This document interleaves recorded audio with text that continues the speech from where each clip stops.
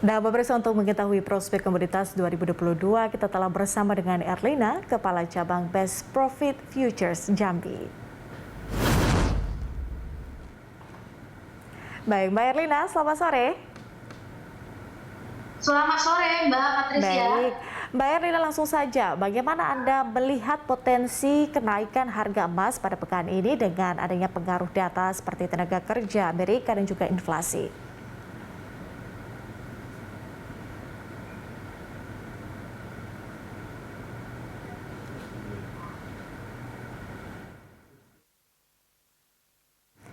Baik, kami akan sapa kembali Mbak Erlina, selamat sore. Halo, Mbak Patricia.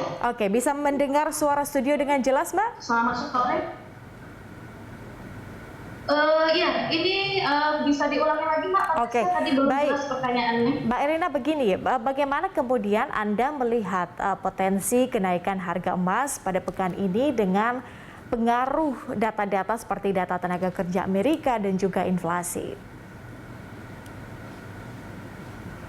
Oke, sore Mbak Patricia. Menurut saya harga emas untuk pada perdagangan pekan ini masih memiliki potensi yang menguat, ya. Dikarenakan masih banyak pelaku pasar atau investor yang menganggap emas saat ini sebagai pelindung nilai dengan nilai inflasi saat ini. Dan daya tarik safe haven saat ini sendiri terdorong dari kenaikan harga konsumen dari data Amerika Serikat. Nah, dari data tingkat pengangguran Amerika per Desember 2021 kemarin yang terbit, itu menunjukkan data aktual sebanyak 3,9%, di mana mengalami penurunan yang tidak signifikan dari data 4,2% yang kemarin terjadi. Jadi menurut saya emas tidak terlalu berpotensi terhadap pergerakan inflasi dan dolar sendiri, begitu kira-kira Mbak Patricia. Jadi untuk saat ini di perdagangan pekan ini sangat potensial sekali ya untuk para investor mengambil posisi aksi beli. Oke, artinya aksi beli itu kalau kita lihat, Mbak, dari 1 bulan Januari ini, rekomendasi Anda untuk beli emas dengan banyak sekali pengaruh tadi, termasuk juga dengan Januari Effect adalah koleksi pada minggu ini, atau seperti apa, Mbak?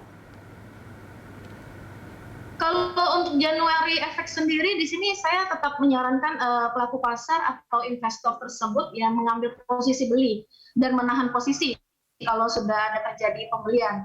Karena emas sendiri akan kembali naik lagi ya, dikarenakan di bulan Januari ini menjelang tahun baru Imlek sendiri banyak permintaan. Karena dari tahun-tahun sebelumnya emas sendiri banyak permintaan.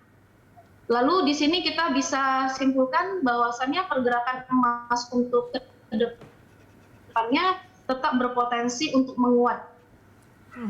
Oke, artinya dengan beberapa faktor tadi yang mempengaruhi pergerakan harga emas, Anda merekomendasikan untuk buy dan juga hold dulu ya, Mbak ya? Ya. Oke, baik. Mbak Erlina, selain emas, kita juga akan berbicara soal komoditas lain seperti CPO. Nah, bagaimana potensi CPO untuk naik dengan rekor harga tertinggi dengan adanya perkembangan tren kenaikan saat ini? Untuk kenaikan saat ini yang kita ketahui harga CPO meningkat ya 2 tahun terakhir ini akibat banyaknya permintaan. Nah, di awal tahun ini harga CPO kembali naik lagi ya berdasarkan data dari CPO kontrak pengiriman Maret 2022 per Rabu 5 Januari ada berada di level 5.036 per metrik ton. Nah, harga ini naik ya Mbak ya 7,22% dibandingkan dengan harga akhir tahun 2021 kemarin yang berada di level 4.657 per metrik ton. Namun akan tetapi perdagangan Kamis 6 Januari minggu yang lalu, harga CPO kembali terkoreksi ke posisi 4.983 per metrik ton. Jadi kalau menurut saya sendiri kenaikan harga CPO belakang ini masih dipengaruhi oleh pasukan CPO yang rendah.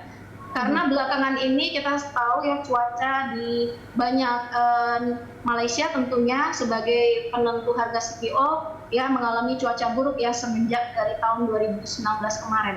Oke, Mbak Erlina, dari CPO kita akan ke kopi dan juga kakao. Dengan kemungkinan harga naik dipengaruhi dengan stok, bagaimana Anda merekomendasikan kopi dan juga kakao? Kalau mengamati perkembangan data stok CPO Malaysia per November 2021 kemarin, itu mengalami penurunan, Mbak Patricia, sebanyak 5% dari tahun ke tahun. Namun kalau untuk produksi CPO di Indonesia sendiri di bulan Oktober 2021 kemarin itu tercatat lebih rendah sebanyak 1%. Namun tekanan suplai tersebut masih akan berlanjut ke depannya. Nah, akibat adanya bencana banjir yang terjadi di negara Malaysia. Namun di sisi lain permintaan CPO terhadap diperkirakan akan meningkat karena di sini yang kita lihat momentum adanya hari besar ya, menjelang tahun baru Imlek ya, puasa, Lebaran. Nah, ini akan mempengaruhi bahwasannya CPO akan naik lagi ke depannya. Tapi tidak sejalan juga dengan saham-saham atau stok yang berbasis CPO yang mengalami penurunan yang hanya tipis ya saat ini. Baik, artinya permintaan CPO diproyeksi akan meningkat ke depannya. Terima kasih Mbak Erlina untuk informasi dan juga analisisnya. Pemirsa, demikian Erlina, Kepala Cabang Best Profit Futures Jambi.